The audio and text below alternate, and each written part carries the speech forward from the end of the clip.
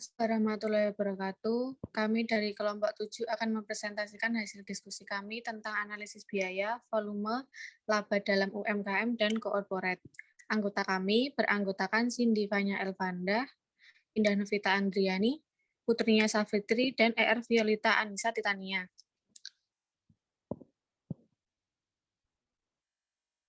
Strategi berbasis biaya.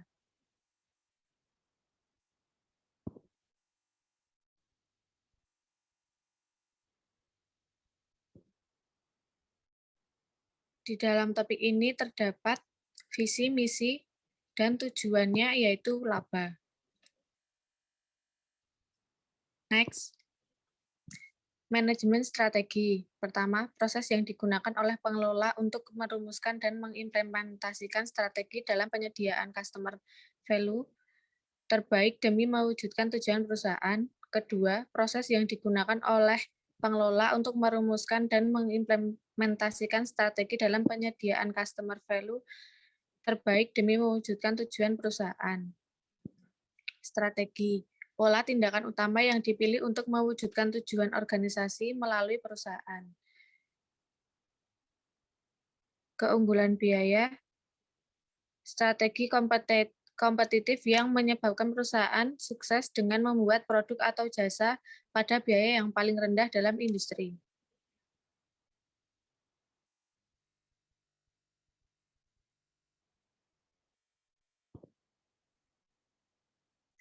Analisis biaya, volume, dan laba. Analisis biaya, volume, laba merupakan metode estimasi bagaimana perubahan biaya variabel per unit, harga jual per unit, jumlah biaya tetap per periode, volume penjualan, dan bauran penjualan yang akan mempengaruhi laba. 1. Jumlah produk yang dihasilkan perusahaan selama suatu periode tertentu akan memiliki hubungan langsung dengan besarnya biaya yang dikeluarkan oleh perusahaan. 2.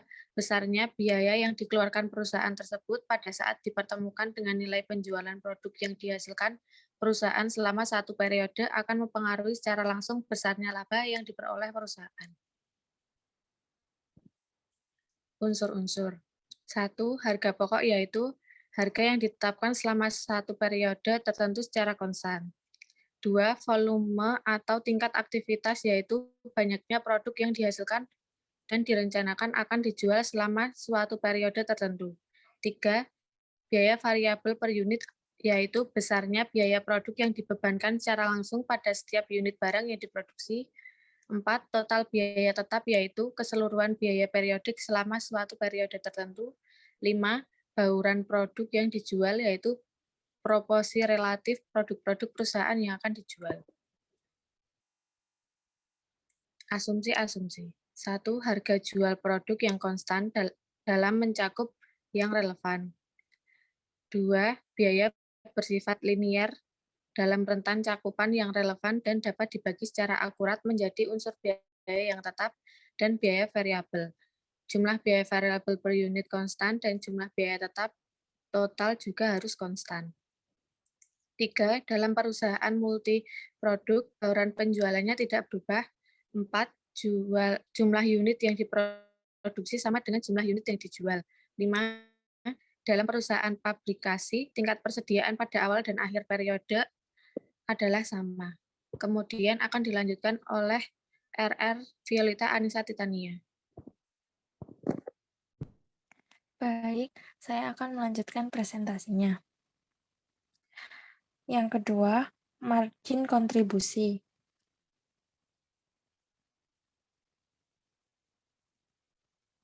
Konsep margin kontribusi.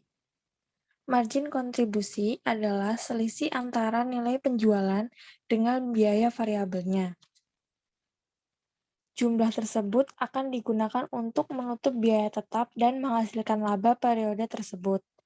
Yang pertama, semakin besar margin kontribusi yang diperoleh perusahaan dari setiap unit produk yang dijualnya, maka semakin cepat perusahaan menutup biaya tetapnya dan mencapai laba yang diinginkan. Yang kedua, semakin kecil margin kontribusi yang dihasilkan dari setiap unit produk yang dihasilkannya, semakin lama perusahaan menutup biaya tetapnya dan mencapai laba yang diinginkan.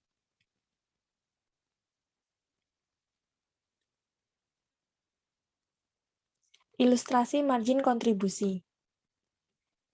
CV Megah Mandiri memproduksi meja sebanyak 10.000 unit per tahun. Setiap unit meja dijual dengan harga 750.000 per unit. Untuk memproduksi seluruh meja tersebut dibutuhkan biaya tetap sebesar 900 juta.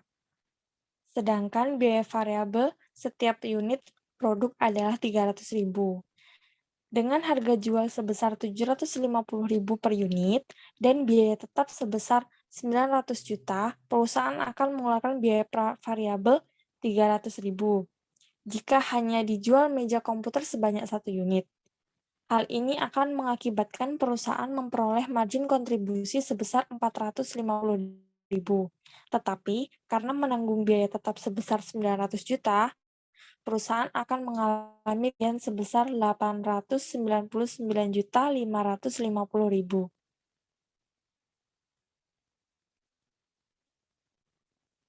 Jika penjualan menjadi 10 unit, perusahaan akan memperoleh pendapatan penjualan produk sebesar 7.500.000 dan biaya variabel sebesar 3 juta. Harus dikeluarkan, yang akan mengakibatkan perusahaan memperoleh margin kontribusi sebesar 4.500.000. Tetapi karena perusahaan harus menanggung biaya tetap sebesar 900 juta rupiah, maka perusahaan harus mengalami kerugian sebesar 895.500.000 rupiah.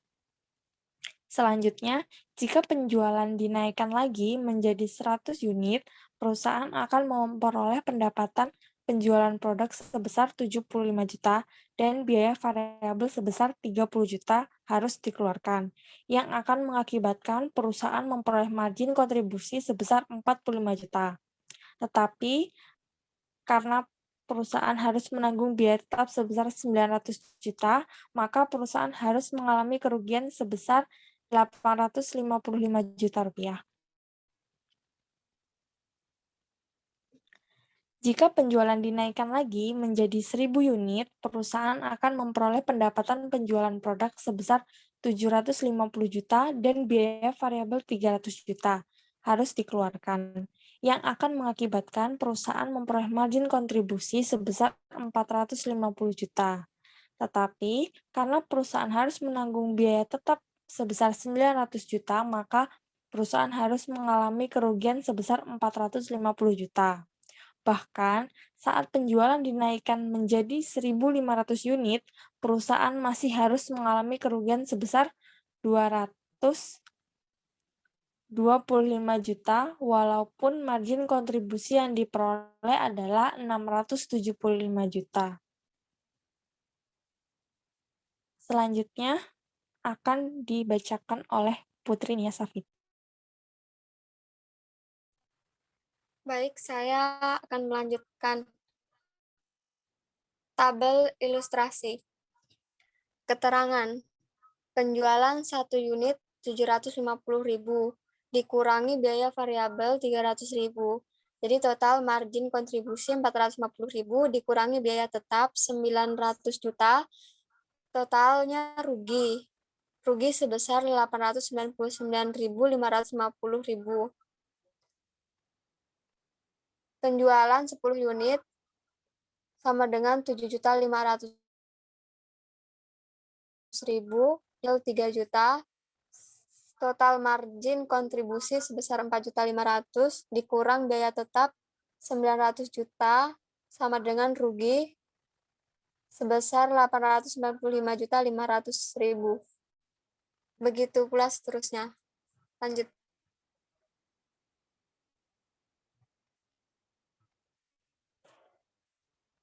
Tetapi pada saat penjualan mencapai volume 2.000 unit, perusahaan memperoleh pendapatan penjualan sebesar 1,5 M dan biaya variabel yang dikeluarkan sebesar 600 juta, sehingga memperoleh margin kontribusi sebesar 900 juta.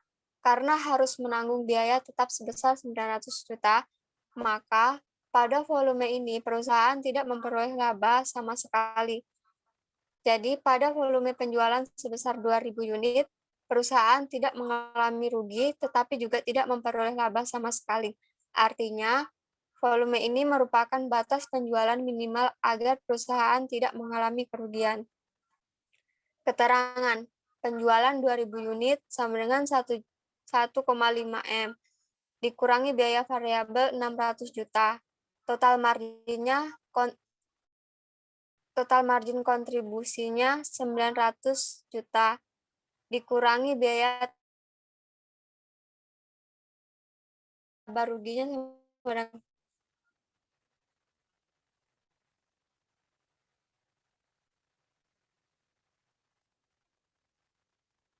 pada saat penjualan di atas 2.000 unit, setiap sumbangan margin kontribusi per unit berarti merupakan sumbangan terhadap laba perusahaan, atau setiap tambahan margin kontribusi di atas 900 juta berarti tambahan terhadap laba usaha sebesar jumlah yang sama.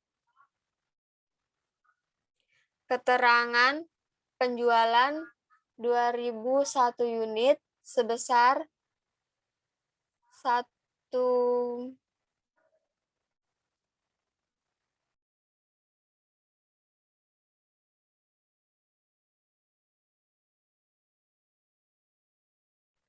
1.500.750.000 dikurangi biaya variabel 600.300.000 sama dengan 900.450.000 dikurangi biaya tetap 900 juta.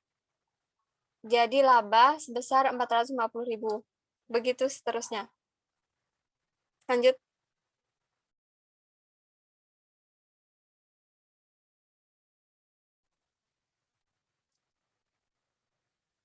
Misalkan pada saat menjual sebanyak 2.001 unit, perusahaan memperoleh margin kontribusi sebesar 900.450.000 sehingga akan memperoleh laba usaha sebesar 450.000. Ketika penjualan mencapai 2.100 unit, perusahaan memperoleh margin kontribusi sebesar 945 juta, dan itu berarti laba usaha sebesar 45 juta. Pada saat penjualan mencapai 5.000 unit, perusahaan memperoleh margin kontribusi sebesar 2.250 juta, dan itu berarti terjadi laba usaha sebesar 1.350 juta. Ketika 10.000 unit produk terjual, perusahaan akan memperoleh margin kontribusi sebesar 4,5 M, dan diperoleh laba usaha sebesar 3,6 M. Dari ilustrasi tersebut, jelas bahwa setiap perusahaan volume penjualan akan diikuti dengan perubahan